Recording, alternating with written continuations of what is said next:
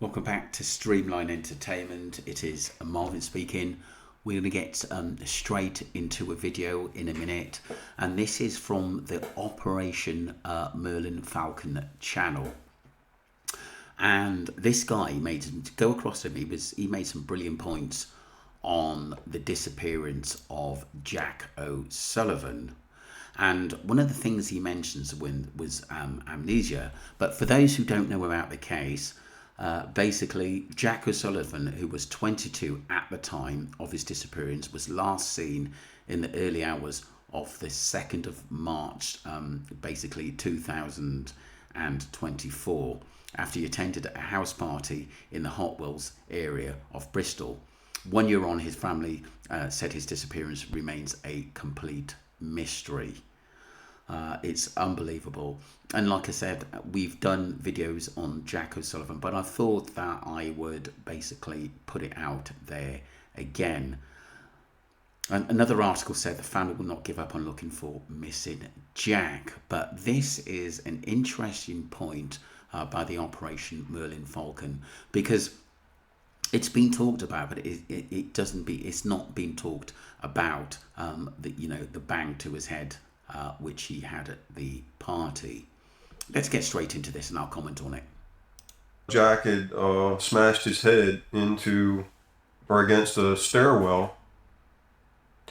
That causes a red flag to me. That, how severe was that head injury? If it was a head injury at all. When someone says, like in the United States, if someone says that they smashed their head into something or got their head smashed, that's a big deal. That is a big deal. To me and to most people in the United States. I don't know what that means in the UK, but to me that sounds kind of severe. So could Jack have gotten a head injury to the point where he had temporary amnesia or maybe permanent amnesia? I don't know. I'm not an expert in that field, but I've heard of things happening that way. And it might not be something that happens instantaneously. It could happen, they saw him on the CCTV camera footage. In my mind, I'm wondering if it didn't, if it was delayed and it didn't happen right away. And could Jack have gotten on a bus, or may have successfully gotten a taxi and didn't even know where he was going to go? I've seen that happen to people for many different reasons. Trauma, injury. I could get into a lot of stories about that, but I'm not going to put that in this video. But it happens. There's a variable as well that, I understand it was pretty cold. It was snowing. I don't know that there was snow that rested on the ground. I'm not real sure. I don't see it in the CCTV footage. But if it's cold and he'd been out there for a while, people who get cold become hypothermic. And that starts them into a process where they can't think clearly as well. And they do things that they wouldn't ordinarily do. And I've seen where, how people have crawled inside dumpsters to stay warm. I'm not saying that Jack did that. I wouldn't rule it out.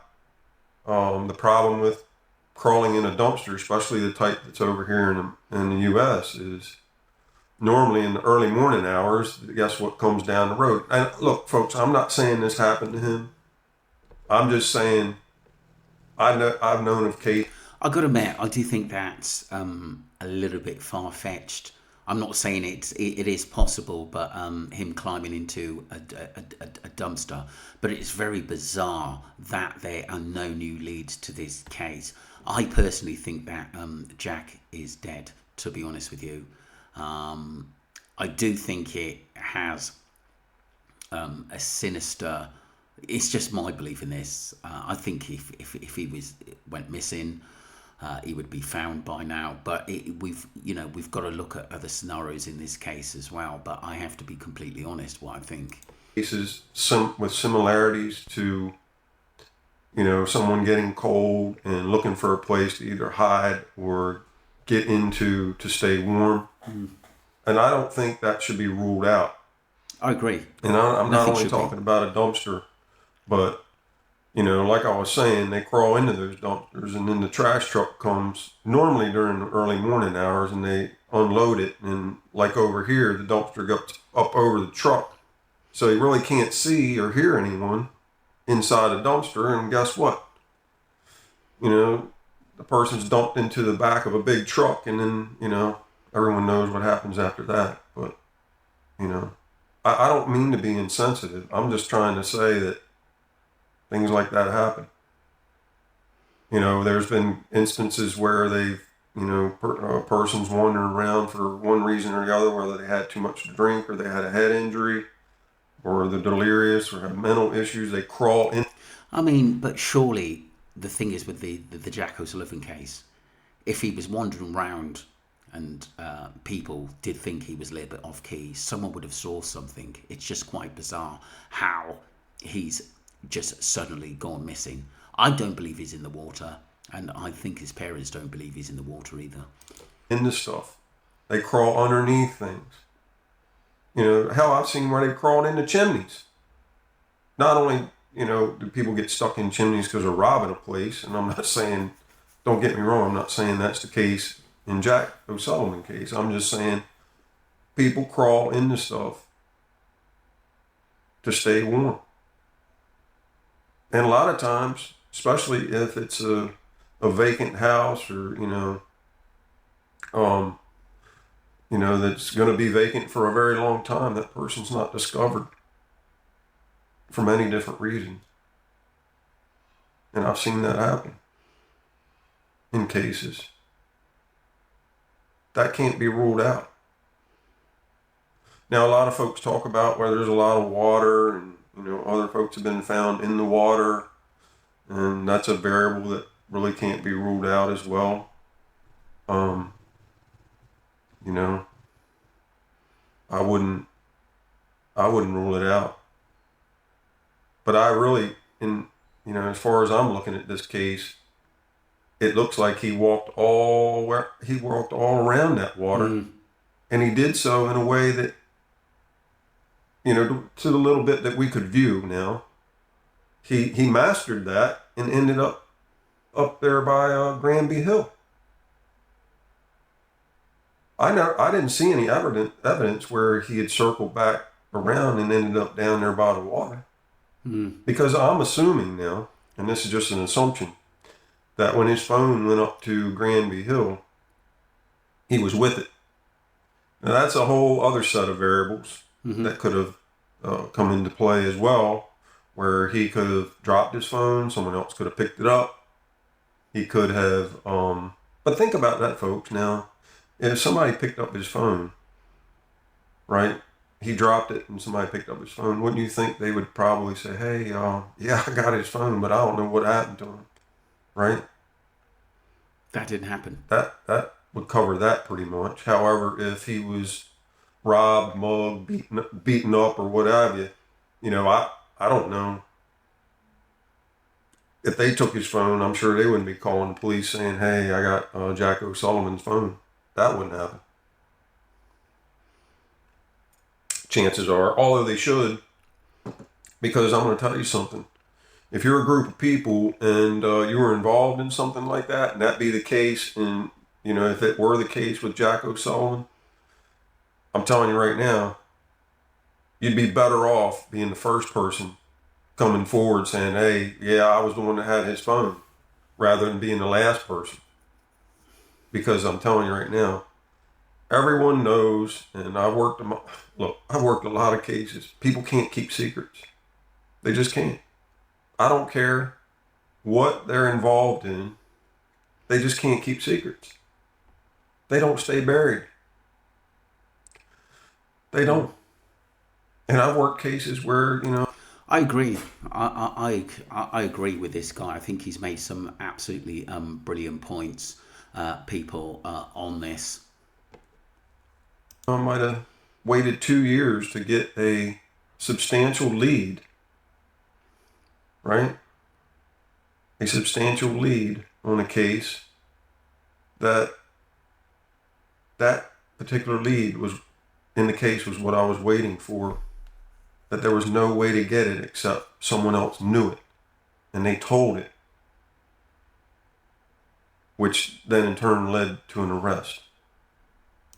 We've heard that obviously in the Facebook group that people seem to have answers.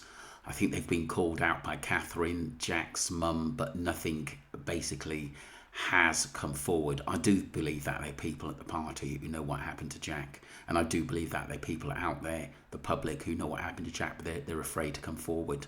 I've had this discussion with Ali Harris, and she thinks so too. Yeah. And it was someone close to the suspect at this particular time that when they had a falling out is when she turned on that suspect. Mm. And it was no longer a secret. And that's what happens, folks. That's exactly what happens.